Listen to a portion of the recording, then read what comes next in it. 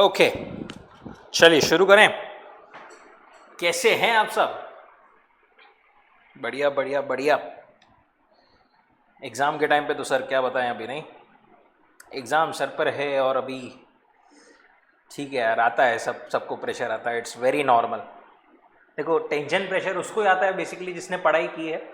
जिसने पढ़ाई नहीं की है या कुछ भी नहीं किया उसको कैसा है टेंशन प्रेशर। प्रेशर टेंशन इस चीज़ का आता है कि अपन ने जो पढ़ा है वो अपने को याद नहीं आएगा, अपन भूल जाएंगे, राइट। अगर आपको टेंशन आ रहा है, प्रेशर आ रहा है, तो इट्स अ गुड साइन। चलिए थोड़ा सा उस प्रेशर को, टेंशन को कम कर दें।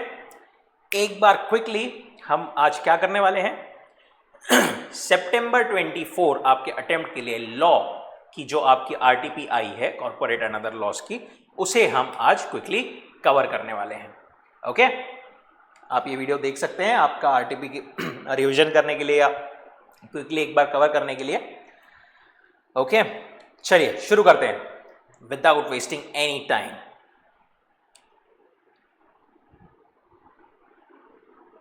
स्क्रीन विजिबल है? ओके, चलिए starting with the MCQ part. पहला एमसीक्यू पार्ट जो आपका 30 मार्क्स का होता है, केस सिनारियो। पहला केस सिनारियो क्या बोलता है हमारे पास? केस सिनारियो भाई, Tejas infra limited was incorporated by Tejasvi Singh and his wife Meenakshi.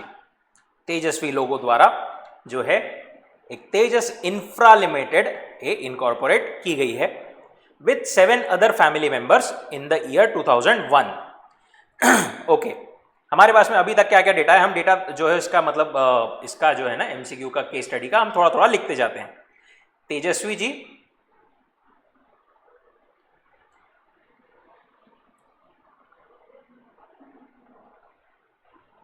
And उनकी वाइफ, इन्होंने 2001 में जो है तेजस इंफ्रा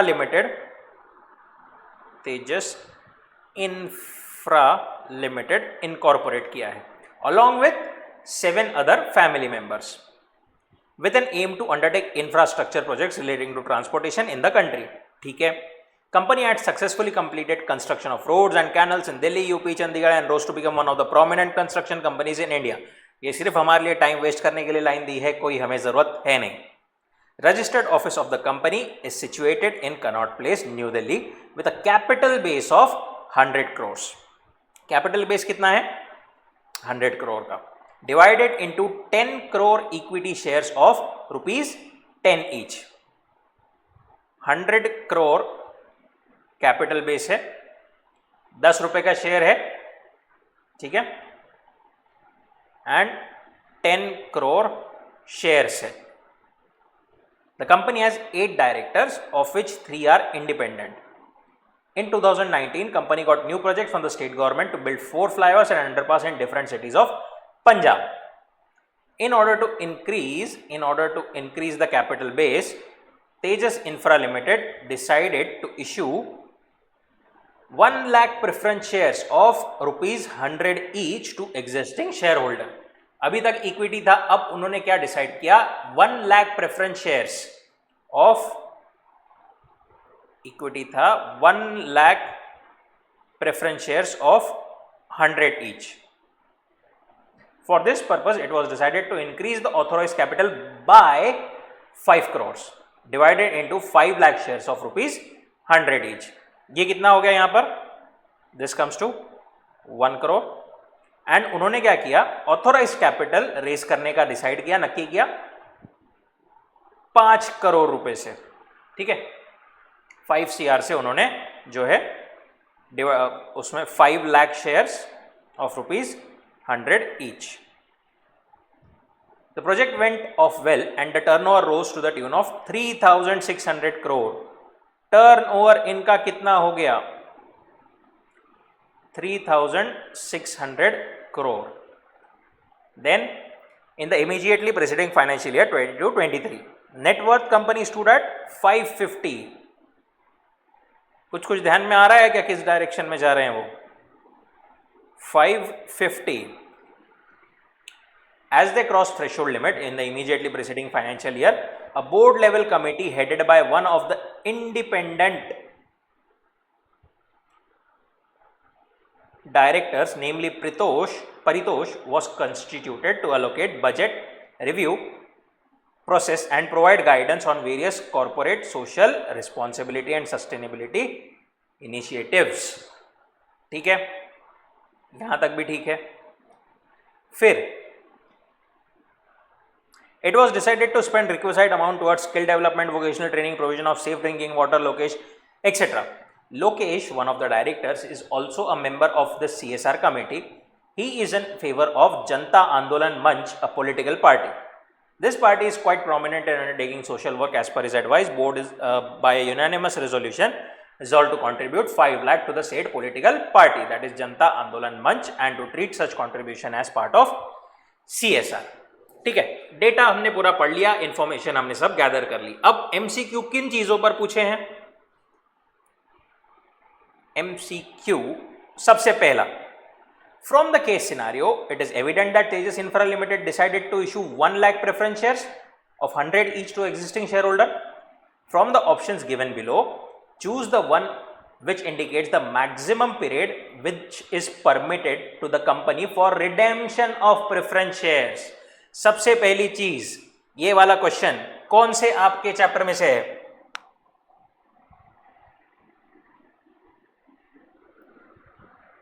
चैप्टर नंबर 4 से, which is share capital and debentures. उसमें आपको पेज नंबर 4.32 पे इसके रिलेवेंट कॉन्सेप्ट जो है वो मिल जाएगा. क्या बोलता है जो?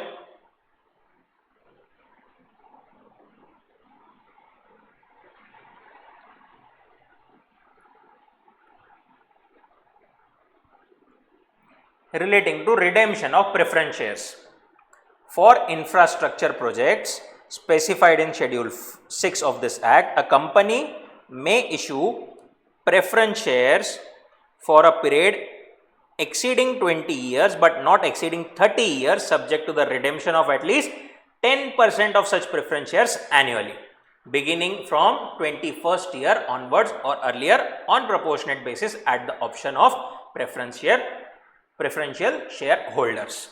ओके, बस ये देखना है आपको इसमें से कौन सा ऑप्शन है वो. ऑप्शन नंबर पहला वाला जो है, पहला वाला क्या बोलता है? मिनिमम 20% बोलता है. ये तो गलत हो गया यहां पर. ये क्या बोल रहा है? मिनिमम 10% बोल रहा है. ठीक है, preference shares per year commencing from 26th year. 26th year नहीं, अपने को कहां से चाहिए? 21st ईयर से बेसिकली. ठीक है, मिनिमम 20 ईयर्स है, बरोबर. शेयर्स पर कमेंसिंग फ्रॉम रिडेम्पशन जो होगा मिनिमम आपको 20 ईयर्स के लिए शो करना है, तो रिडेम्पशन 21st से चालू होगा. ये भी गलत हो गया. देन तेजस इंफ्रा लिमिटेड, यहां पर 10% भी सही है हमारा, और 21st ईयर से भी on proportionate basis at the option of preference share holder, ये सही अभी तक लग रहा है. एंड लास्ट वाला 20% अगेन 26th ईयर. मतलब हमारा जो ऑप्शन सी है that is our correct answer. Okay, concept is related to redemption of preference shares infrastructure के केस में, क्योंकि इंफ्रास्ट्रक्चर की वो कंपनी है तो उसलिए that would be 10% and commencing from 21st year onwards. Second वाला क्या पूछता है भैया वो?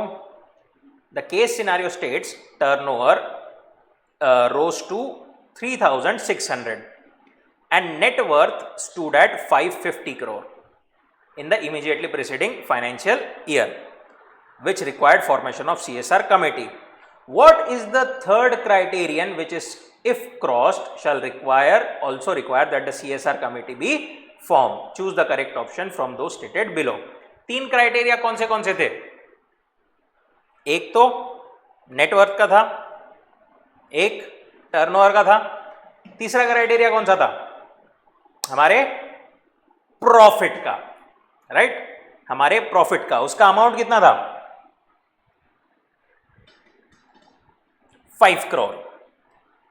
ओके ये आपको मिल जाएगा आपके मॉड्यूल में। मैं आपको मतलब साइमल्टेनियसली ये भी बताते जा रहा हूं कि आपके मॉड्यूल में आपको वो चीज वो कॉन्सेप्ट कहाँ मिल जाएगा, so that you have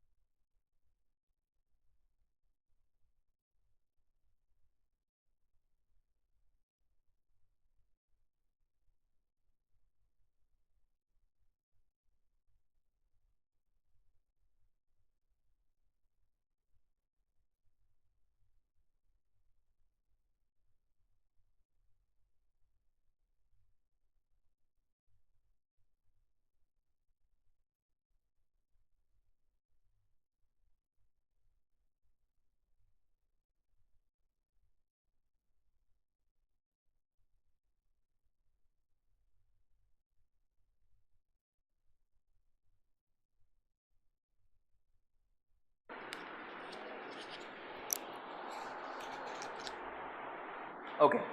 so option is C, जिसमें मतलब 2 करोड़ नहीं, 3 करोड़ नहीं, 5 करोड़ सही ऑप्शन है एंड 6 करोड़ गलत है। आपको मॉड्यूल के आपके पेज नंबर 9.46 पर इसके रिलेवेंट कॉन्सेप्ट जो है वो मिल जाएगा।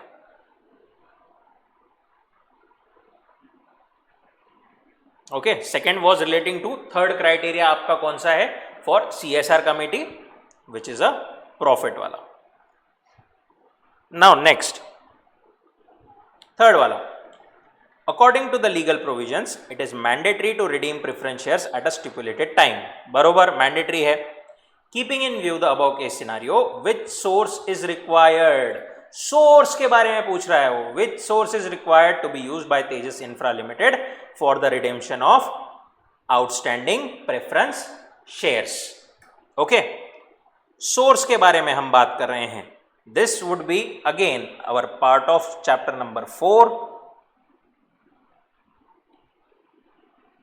On the same page, page number 4.32। उसी के नीचे आपको यहां पर मिल जाएगा, preference share shall be redeemed out of profits of the company which would otherwise be available for dividend और proceeds of a fresh issue of shares made for the purposes of such redemption.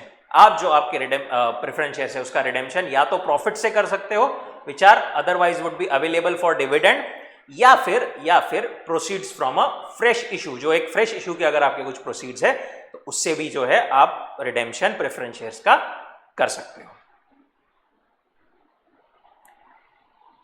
Which is option पहला वाला। पहला वाला क्या बोलता है, ये तो गलत है। Limited required to redeem preference out of the profits, सिर्फ प्रॉफिट्स नहीं है। Out of the proceed of fresh issue, सिर्फ फ्रेश इशू नहीं है। बोथ ए एंड बी, ये सही है। Is required to redeem preference shares out of capital redemption reserve, ना बाबा ना, ये तो बिल्कुल नहीं है। फोर्थ लास्ट वाला, while constituting a CSR committee, how many minimum directors are required to be appointed by Tejas Infra Limited? जब वो CSR कमेटी बना रहे हैं तो मिनिमम डायरेक्टर्स रिक्वायर्ड कितने हैं CSR कमेटी के लिए? Okay,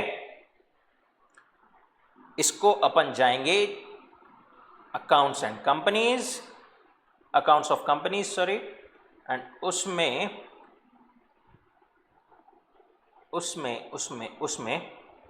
composition of CSR committee, that you will find on page number 9.47। क्या बोलता है वो प्रोविजन की, corporate social responsibility committee of the board consisting of 3 और मोर डायरेक्टर्स, 3 या उससे ज्यादा डायरेक्टर्स तो आपको चाहिए ही, उसमें से भी एटलीस्ट 1, एक जो डायरेक्टर है आपका वो इंडिपेंडेंट डायरेक्टर होना चाहिए।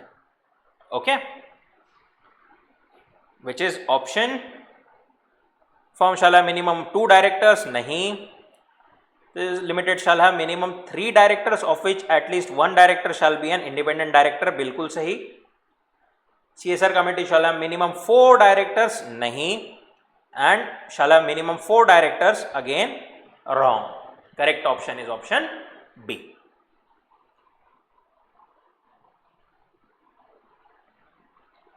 Next case scenario.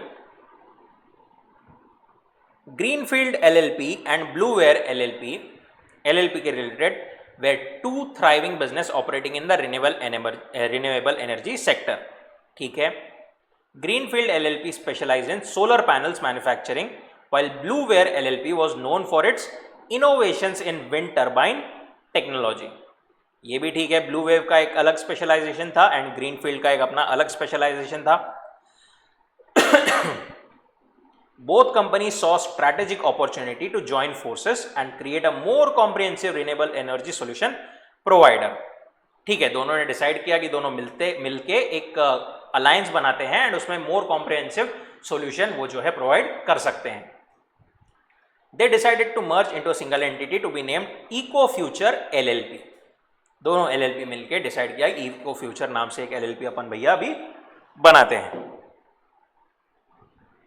To facilitate this, management of both the companies proposed scheme of compromise and arrangement under section 60. Compromise and arrangement, याद है क्या? Of the LLP Act. They approached the tribunal to sanction this scheme, which involved transferring all assets, liabilities, and ongoing legal proceedings of both Greenfield Blueware to EcoFuture. ठीक है. The tribunal reviewed the proposal and found that merger scheme was designed for the reconstruction and amalgamation of Greenfield LLP and Blue Wave LLP. The tribunal issued the order under section 62 sanctioning the scheme, setting forth several provisions to ensure smooth transition. Order में उन्होंने क्या क्या बोला tribunal ने? All assets, liabilities of Greenfield and Blue Wave were to be transferred to EcoFuture. Any ongoing legal proceeding involving either original or would continue in the name of EcoFuture. जो मतलब इनके blue wave या greenfield के नाम में चल रही थी वो सब अब EcoFuture के नाम में चलेगी. And both greenfield blue wave would be dissolved without need for winding up. However, few partners of Greenfield were not in favor of merger. अरे यहाँ पर दिक्कत. They dissented from compromise and arrangement.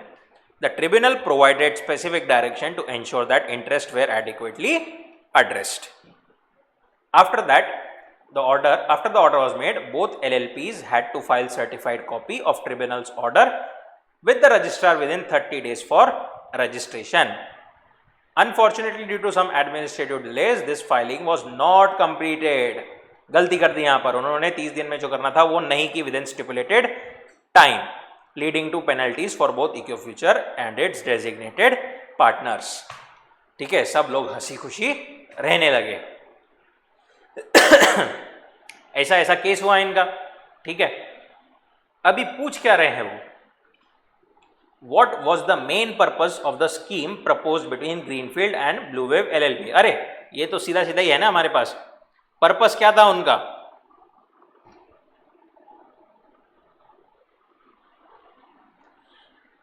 Designed for reconstruction and amalgamation of Greenfield and Blue Wave LLP. For the reconstruction and amalgamation of the LLPs, that is option C.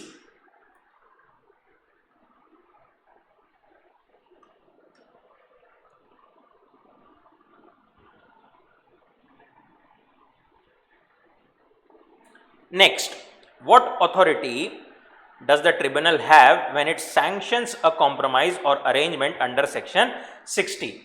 Section 60 में जब भी tribunal कुछ sanction करती है, ठीक है, compromise और arrangement basically, तो उसके पास में क्या क्या अथॉरिटी रहती है? वो सुपरवाइज, मॉडिफाई, डायरेक्शन दे सकती है. पढ़ा था हमने. ये आपको बेसिकली मिलेगा आपके chapter LLP, that is number 12. इसमें कहां पर? इसमें ये आपको मिलेगा पेज नंबर 12.35 पर.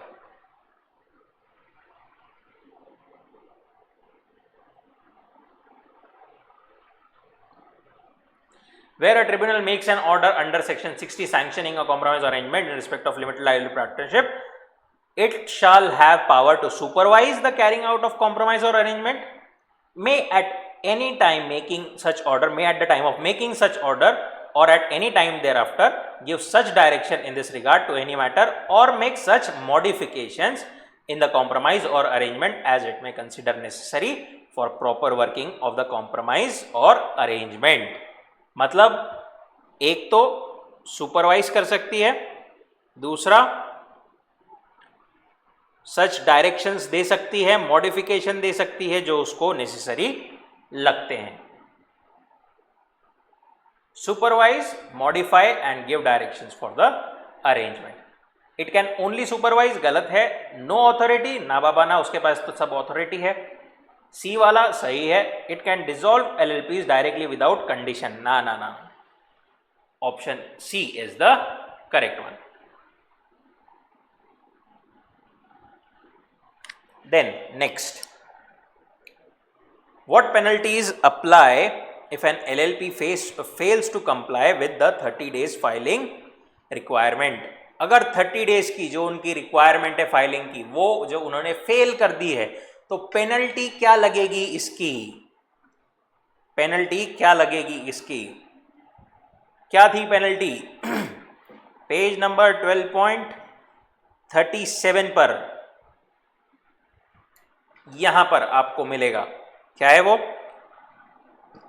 If default is made in complying with provision of subsection 3, the LLP and its every designated partner shall be liable for penalty of 10,000 and in case of continuing contravention, further penalty of 100 for each day after the first during which such default continues, subject to maximum 1 lakh or for LLP and 50,000 for every designated partner.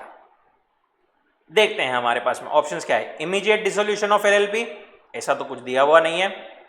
Suspension of all business activity, ऐसा भी कुछ दिया हुआ नहीं है. Revocation of tribunals order, ना ना ना. Fine of ₹10,000 and additional penalties for continuing contravention. Perfectly fine. 10,000 की प्लस एडिशनल जो पेनल्टीज दी हुई है कंटिन्यूइंग कॉन्ट्रावेंशन के लिए वो. ओके देखिए, अभी आपको बहुत बार एमसीक्यूज नहीं किया, ऐसे डायरेक्टली मतलब नहीं मिलेंगे. मतलब एग्जैक्ट जो आपका कॉन्सेप्ट है या एग्जैक्ट आपका जो प्रोविजन है वो शायद पूरा ना लिखा हो. जैसे वहां पर लिखा है कि फाइन प्लस कंटिन्यूइंग में अलग फाइन्स. यहां पर क्या है? पहला बेसिक फाइन 10,000 का एंड देन एडिशनल पेनल्टीज जो वहां पर दी हुई है. Okay, so this constitute your correct answer.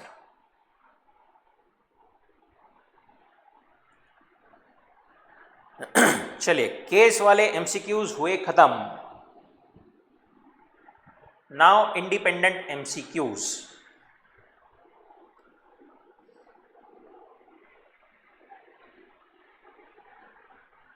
Number 8. Mr.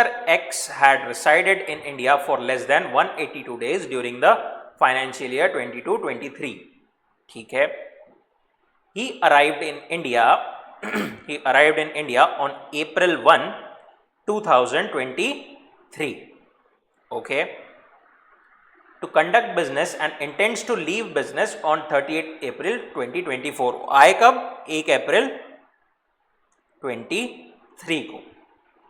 With plans to depart from India on June 30, 24.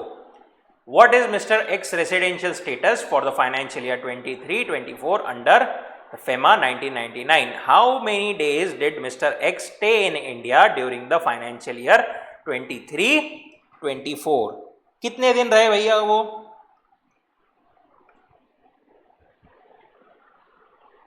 पूरा साल रहे ना, right?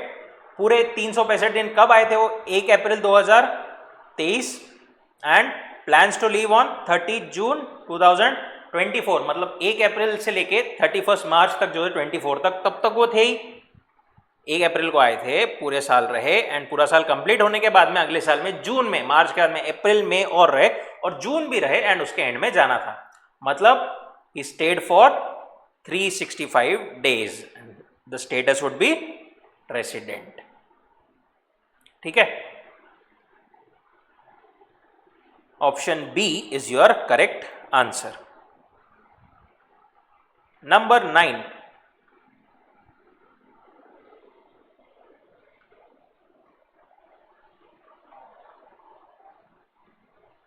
Apex Manufacturing is an industrial company based in India. Okay. Recently, the company found itself embroiled in legal issues concerning two separate offences under different enactments. The first offence involved a violation of environmental regulations, for which the company was prosecuted and fined. Subsequently, Apex Manufacturing was charged under different law for a similar but not identical environmental violation. The first offence was under Environment Protection Act 1986 for failing to dispose hazardous waste properly. Second offence under Water Prevention and Control of Pollution Act 1974 involving discharging untreated wastewater into the river. Mr. Sharma, the company's legal advisor, consulted on said issue. He determined prosecution outlined in section 26 of the General Clauses Act and Article 20 subsection 20 clause 2 of the Constitution of India, which protects against the double jeopardy, comment upon the validity of the protection that can be given to the Apex Manufacturing. देखो भैया case क्या हुआ है, ये एक बदमाश company है, बदमाश का नाम क्या है, एपेक्स मैन्युफैक्चरिंग। इसने क्या की, वायोलेशन ऑफ, मतलब बेसिकली उसने कुछ तो भी एनवायरमेंटल लॉस के अगेंस्ट उसने कुछ तो भी वायोलेशन किया, हमारे एनवायरमेंट को दूषित किया, पोल्यूशन किया वहां पर, ठीक है, जिसके अगेंस्ट उसके अगेंस्ट केस हुआ एंड उसको सजा मिली। अब वो जो मिली सजा वो दो इसमें मिली। ओके, कौन से इसमें? First was under environment protection act and second was under water prevention and control of pollution act 1974।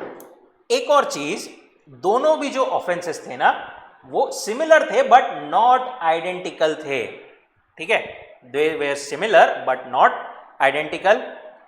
अब उनके जो लीगल एडवाइजर वो क्या बोल रहे हैं कि भैया हमारा जो जनरल क्लॉजेस एक्ट है ना वो बोलता है कि आप सेम चीज के लिए दो बार जो है आप उसको सेम कंपनी को सेम पनिशमेंट सेम चीज के लिए नहीं दे सकते, ऐसा वो आर्ग्यूमेंट करना चाहता है, ठीक है। डबल जियोपार्डी मतलब सेम चीज के लिए आप बार बार उसको पोल्यूशन के लिए ये दो बार उसको पनिश नहीं कर सकते। हमारा इसका रिलेवेंट कॉन्सेप्ट कौन सा है? जनरल क्लॉजेस एक्ट का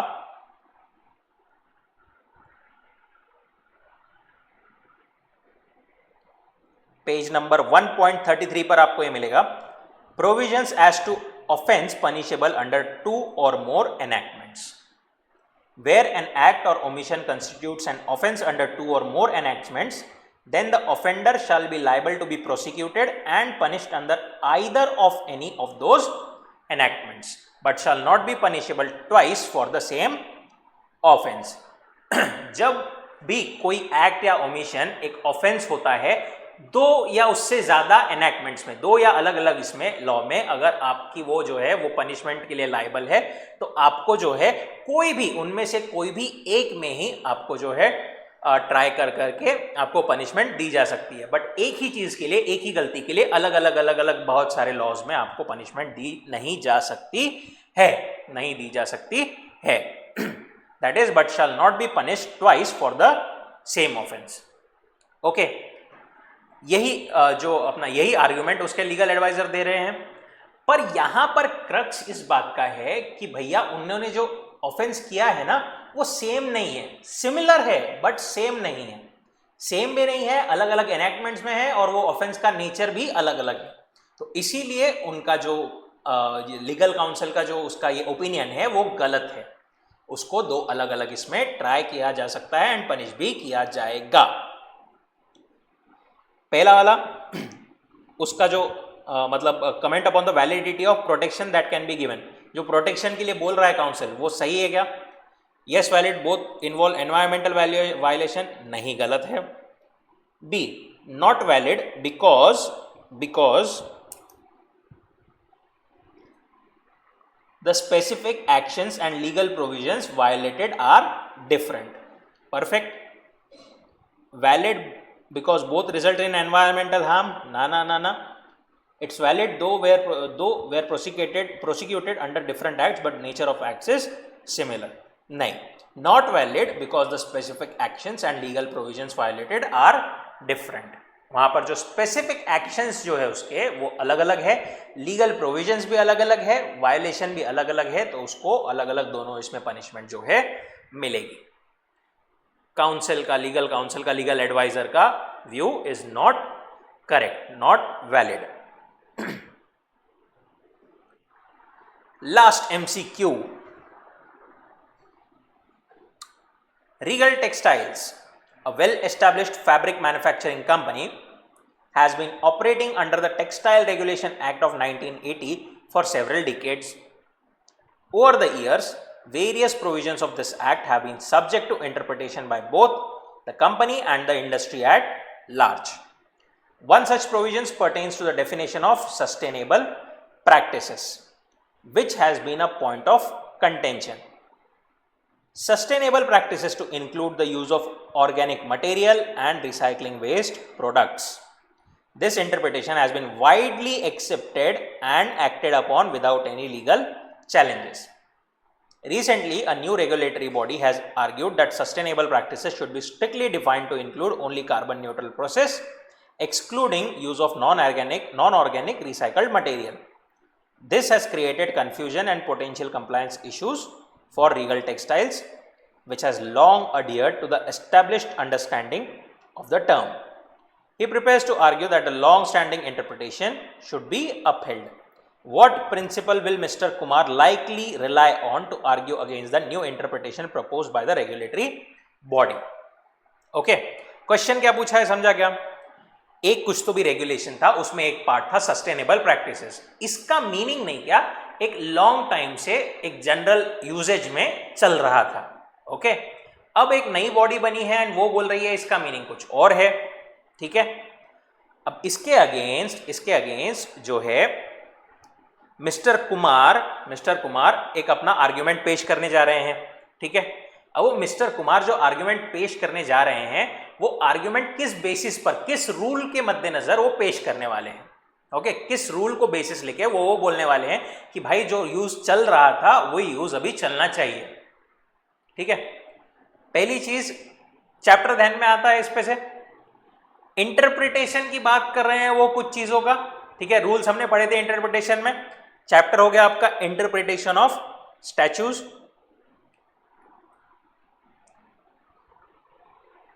एंड उसमें जो स्पेसिफिक कॉन्सेप्ट वो बोल रहे हैं that is about usages. Usage is also sometimes taken into consideration in construing an act. The acts done under statute provide quite often the key to the statute itself. Usage, how that language has been interpreted and acted upon over a long period may determine its true meaning. वो जैसी use होते आ रही है वैसी ही उसका meaning अभी जैसा उसका इंटरप्रेट होते आ रहा है वैसा ही होना चाहिए, वही उसका ट्रू मीनिंग है. It has been emphasized that when a legislative measure of doubtful meaning has for several years received an interpretation which has generally been acted upon by the public, the court should be very unwilling to change that interpretation unless they see cogent reasons for doing so. जब कोई ऐसा usage historically चलता आ रहा है तो उस case में it should be generally accepted. ये हमें बोलता है इंटरप्रिटेशन ऑफ स्टैच्यूज के रूल्स. कोर्ट ने भी जो है उसको अनविलिंग होना चाहिए, मतलब कोर्ट ने भी उसको ज्यादा उसमें छेड़खानी नहीं करना चाहिए अनटिल एंड अनलेस उसको लगता है there are strong reasons to change the interpretation. Otherwise जैसा अभी तक चलते आ रहा है पुराना यूजेज उसी के हिसाब से वो होना चाहिए. यही रूल वो अपने आर्ग्यूमेंट में देने वाले हैं which is option C, the principle of historical usages. गलत, ये गलत, ये भी गलत. ओके, कोई डाउट, कोई दिक्कत? चलिए नेक्स्ट पार्ट में मिलते हैं for discussion of the descriptive questions. Thank you so much.